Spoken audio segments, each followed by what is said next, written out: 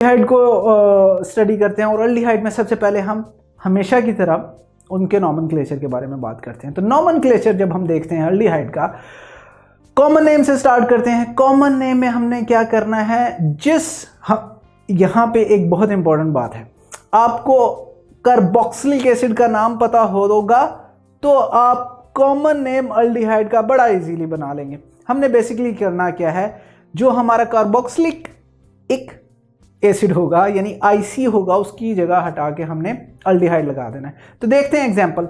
अब ये मैं कह रहा हूं कि इसको मैंने नाम दिया फॉर्मल्डिहाइड का, मैंने आपको बता दिया, बट यू शुड थिंक कि ये फॉर्मल्डिहाइड कहां से बना है, कोई फॉर्मिक एसिड होगा उसमें से हमने ये बनाया है। और हमने बेसिकली क्या किया, फॉर्मिक एसिड का आईसी हटा दिया और उस आईसी की जगह एल्डिहाइड लगा दिया, इस वजह से ये फॉर्मल्डिहाइड बना।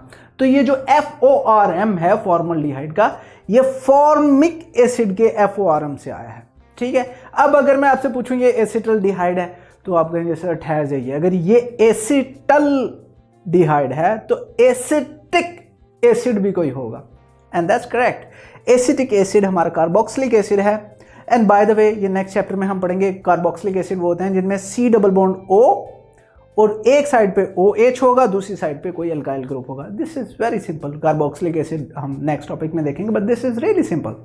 तो एसिटिक एसिड का अगर मैं IC हटा दूं और IC की जगह एल्डिहाइड लगा दूं तो ये बन जाएगा एसिटल्डिहाइड, ठीक है। अब अगर मैं कहूं ये प्रोपाइनल्डिहाइड है तो आप कहेंगे sir that's it, if this is propionaldehyde then there must be a propionic acid, and that's correct। ये नाम हमने प्रोपाइनिक एसिड से ही बनाया है। And we will leave the exercise for MCQs के वो क्या है। इसी तरह अगर मैं कहूँ ये ब्यूटायरल्डिहाइड है तो इसका मतलब कोई ब्यूटायरिक एसिड होगा जहां से ये निकला। And you will also again be right here, क्योंकि वाकई हमने ब्यूटायरिक एसिड का IC हटाया एंड ब्यूटायरल्डिहाइड बना दिया। अब हमने एक और चीज देखनी है कि कार्बोक्सिलिक एसिड से हमने जो नेक्स्ट कार्बन एटम होगा वो हमारा होगा अल्फा, उससे अगला beta, then gamma, then so on and so forth. ये हमने इसलिए दिया कि अगर हमने कोई नाम देना है किसी सब्स्टिट्यूएंट का या किसी और जगह कोई ग्रुप मौजूद है तो उसकी पोजीशन हम यहां से बनाते हैं। तो एल्डिहाइड के ये तो थे कॉमन नेम्स। अब हम IUPAC नाम की भी बात कर लेते हैं। वेरी सिंपल, IUPAC नेमिंग में आपने कॉरस्पॉन्डिंग अल्केन देखना है और उस अल्केन का E हटा के AL लगा देना है, एंड दैट्स इट। बट इसमें एक सिर्फ छोटी सी चीज आपने याद रखनी कि एरोमेटिक एल्डिहाइड्स के लिए IUPAC नेमिंग हम नहीं करते। तो अगेन आते हैं हम, अब एक कार्बन किस में होता है, मीथेन में। हमारे पास ये एल्डिहाइड है, ऑब्वियसली एल्डिहाइड है। अच्छा, एक यहाँ पे एक बात है, हमने कहा था एल्डिहाइड वो होते हैं जिनके एक तरफ H हो दूसरी तरफ अल्काइल हो, लेकिन फॉर्मल्डिहाइड जो कि पहला एल्डिहाइड है इस सीरीज में, उसमें H ही होता है अल्काइल की जगह, ठीक है। तो ये मेथनल है, मेथनल, ठीक है। मीथेन METHANE था, E हटा के हमने AL लगा दिया तो उसे मेथनल पढ़ेंगे। इसी तरह ईथेन, इसमें 2 कार्बन एटम है, ये एल्डिहाइड है, हमारी definition hydrogen alkyl, that means it's aldehyde. IUPAC name देना है बड़ा इजी, 2 कार्बन हैं इसमें, किस अल्केन में 2 कार्बन होते हैं, ईथेन में। ईथेन का E हटाइए, AL लगा दिए, एथेनॉल। Very good. इसमें क्या ये अल्काइल एल्डिहाइड है? ऑब्वियसली क्या है, क्यों? क्योंकि कार्बोनाइल ग्रुप के एक साइड पे हाइड्रोजन और दूसरी साइड पे 2 कार्बन आइटम यानी अल्काइल ग्रुप है, और इस केस में 2 कार्बन का मतलब इथाइल अल्काइल है हमारा। तो टोटल कार्बन कितने हैं, 1 2 3 किस में होते हैं, प्रोपेन में। प्रोपेन का E हटाएंगे, AL लगाएंगे तो प्रोपेनॉल बन जाएगा हमारे पास। अब आप कहते हैं एक ऐसी सिचुएशन आ गई जहां पे हमारे पास कोई और सब्स्टिट्यूएंट भी है, तो हमने नंबरिंग करनी है इस तरीके से। इस तरह के जो कार्बोनाइल का कंपाउंड है उसको लोवेस्ट नंबर मिले तो 1 2 3 4। अब कौन से पे सब्स्टिट्यूएंट मौजूद है, यानी क्लोरीन कौन से कार्बन पे है, सेकंड पे, तो 2 क्लोरोब्यूटानॉल, ठीक है, एंड दैट्स आवर नेम।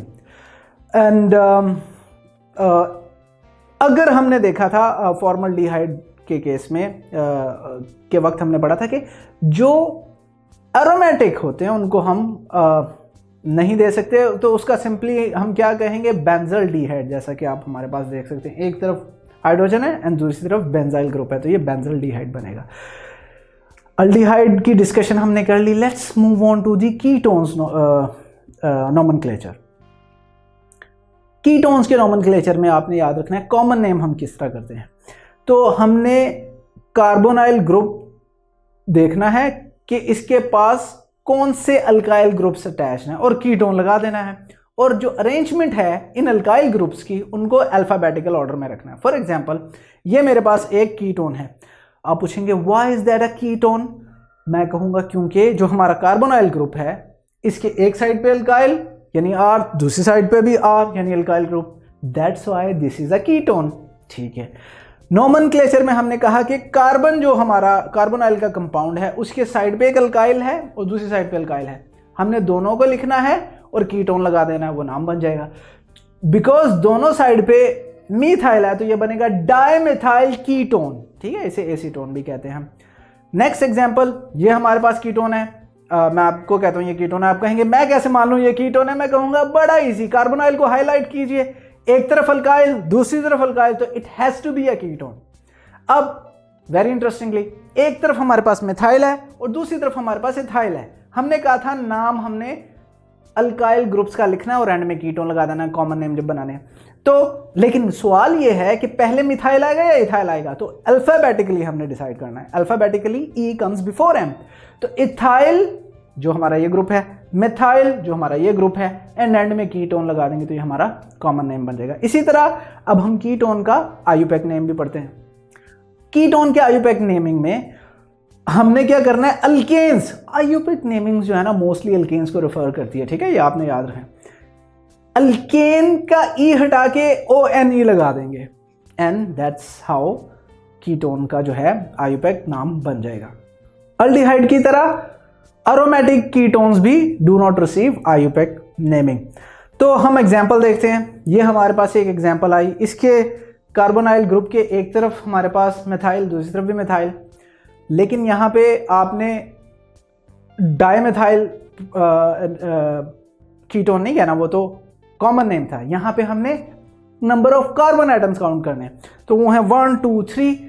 कौन से अल्केन में 3 कार्बन एटम होते हैं, आप कहेंगे सर प्रोपेन में, तो प्रोपेन का ई लगा हटा के ONE लगा दूंगा तो ये बन जाएगा प्रोपानॉन। ठीक है, एंड जो हमने कार्बोनाइल की पोजीशन है वो भी शो करनी है यहाँ पे, कार्बोनाइल कौन से कार्बन एटम पे है, सेकंड कार्बन पे, तो ये 2 प्रोपानॉन हो गया।